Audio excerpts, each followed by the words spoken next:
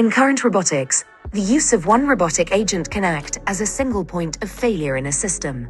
If the robot fails, the mission of the robot would likely fail. However, by using multiple robots that can communicate with each other in a collective mission, we can solve this issue. Robotic systems that function like this, such as drone swarms, are an example of this principle. The deployment of multiple drones produces a large amount of dynamically changing data. By displaying information in a virtual space, we can allow a human operator to efficiently understand the state of the swarm. To address these challenges, we developed a framework for the purpose of assessing disaster sites with drone swarms in virtual reality. This framework consists of multiple computational modules communicating using network sockets, a drone swarm, and two human associates, the controller and the analyst. The controller is tasked with assigning high-level exploration objectives to the drone swarm, followed by the control hub module autonomously directing individual drones to perform different movement tasks following the high-level objective, with an option for human override from the controller.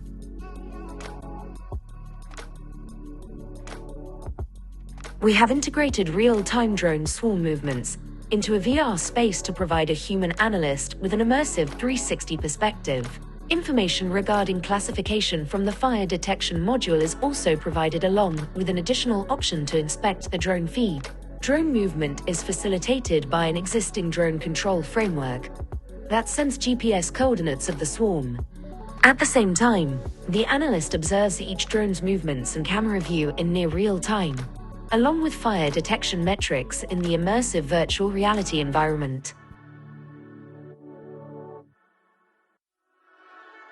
The artificial intelligence component of our system was developed to perform image classification on board the drones for a search and rescue task. Specifically, the model had to identify images containing fire from the drone's camera footage. Due to the physical constraints of the drones, limited computational resources were available at the edge, so the model algorithm had to be designed with this in mind. This resulted in the use of a convolutional neural network architecture named EmergencyNet, which was designed for performing inference on low-powered devices. When the highest probability falls below a chosen threshold, the scene is modeled in VR for the analyst to assess.